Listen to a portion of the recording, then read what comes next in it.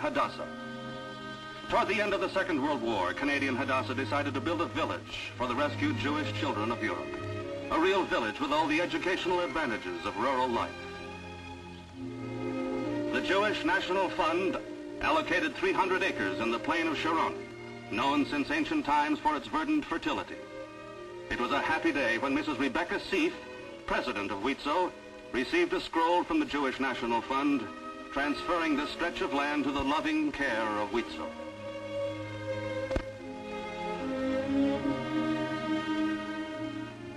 (1948).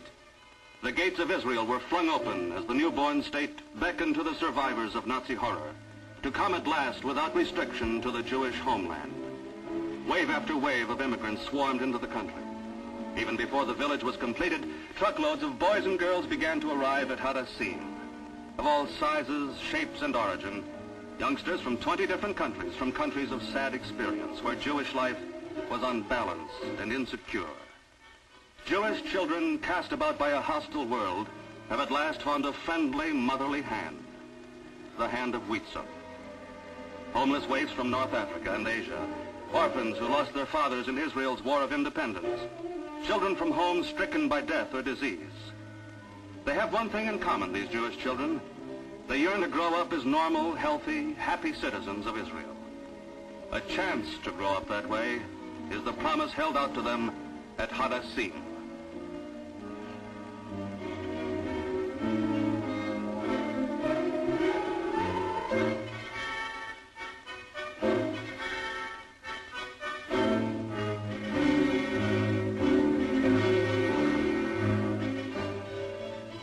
Today, Hadassim accommodates nearly 400 youngsters from the age of 8 to 17.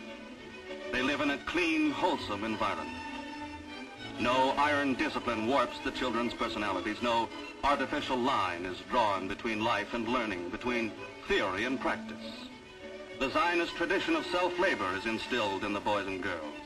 They know their country depends upon agricultural labor and the restoration of its ancient fertility.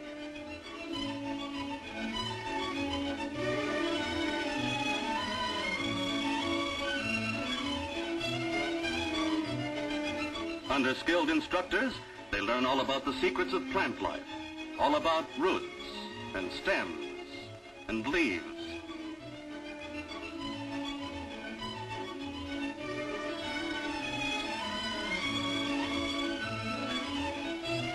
A lesson in botany or in farm mechanics leads up to a useful career that will be enjoyed when they enter the agricultural settlements of modern Israel. Close companionship exists between the youngsters and their teachers who are dedicated to their welfare. The staff at Hadassim is recruited from veteran pioneers who know how to handle the implements of their profession and how to transmit to the youngsters the benefit of their long experience.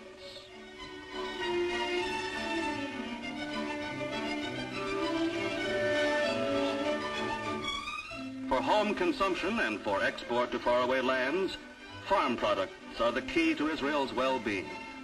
The battle for food has been joined by this generation.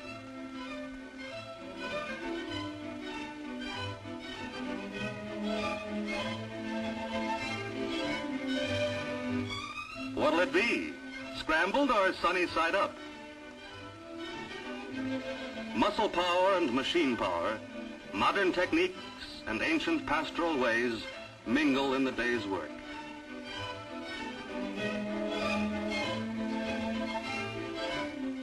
Homegrown wool is spun into raw material for fancy garments. Coordinating hand and eye and foot, the youngsters combine their lessons with useful activities.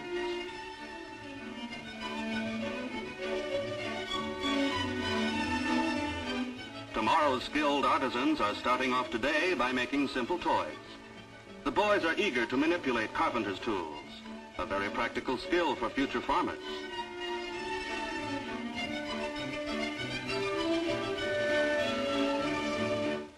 The fascinating world of science opens up. Modern methods and modern tools reflect the educational approach.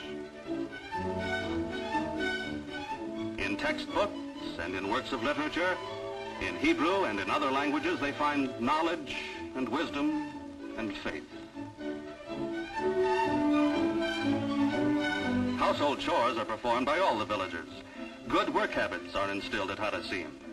This, too, is part of life, of learning. 3 times a day, the boys and girls assemble in their beautiful dining hall for a hearty breakfast, lunch, or dinner.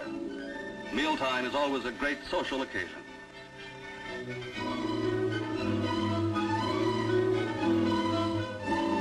During the years, more and more buildings have been added by the devoted members of Canadian Hadassim. New workshops and dormitories have kept pace with the needs of the expanding village. Many are the women who have made outstanding contributions to the growth of Hadassim.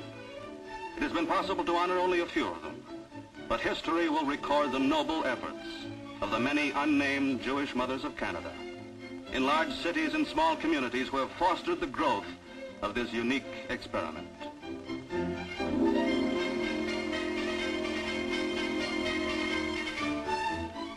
Thanks to the generosity of one Canadian woman, a new hospital is being built. Health services are of vital importance. There must be constant care and medical supervision.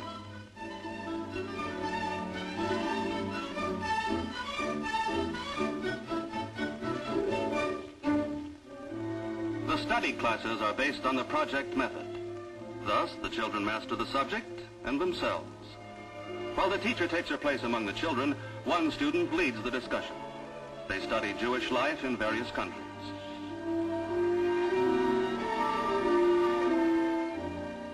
In conjunction with this topic, they are preparing an exhibit. Jews from all over the world have flocked to Israel. Hadassim itself is a microcosm of the ingathering of the exiles. Secure in Israel, the youngsters can look outward to learn about Jewish life and tradition in many lands. The native Sabras play an important role in integrating their brothers and sisters into the new, free, democratic life of Israel.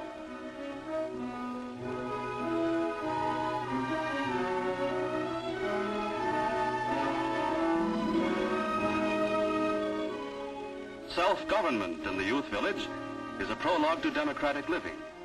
The student council helps to regulate the affairs of the community.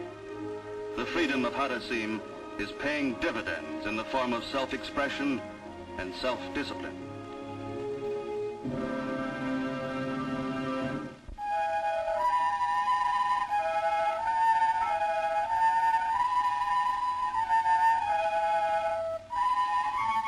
But life is not always serious. Recreation constitutes an important part of the day's program. Sweet melodies fill the air, and music fills young hearts with joy.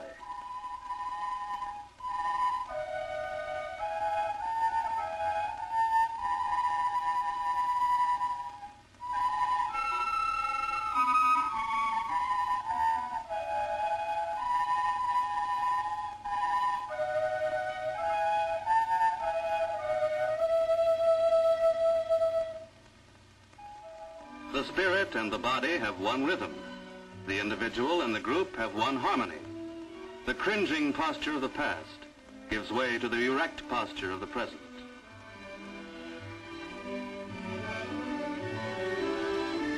Handicaps of a bad start will be overcome by clear thinking and planning. Free time is spent in the pursuit of creative work. The girls at Hadassim, like girls in all countries, have fun dressing dolls and keeping house. Some of them have come from cultures where the status of women was equal to, if not lower, than that of pack animals. Here in Israel, they will taste equality such as their grandmothers never knew. Here they are partners rather than servants.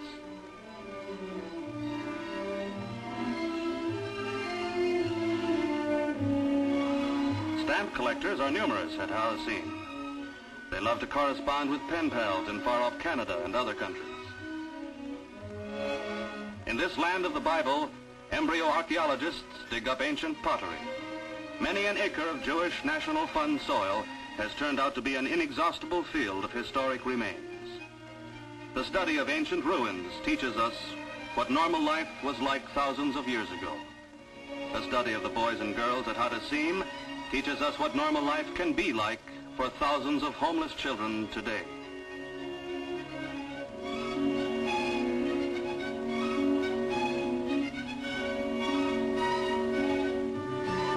No city rubble could ever produce such pleasures.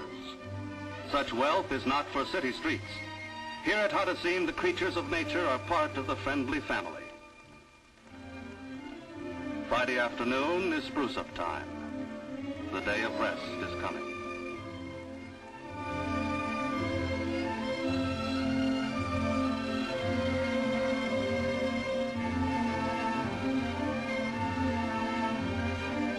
Young hands prepare to receive the Sabbath. Jewish tradition fills the entire village. Among the myrtle bushes of the Sharon, they breathe the sacred air of this holy land. They learn to honor the commandments of the prophets and the teachings of the sages.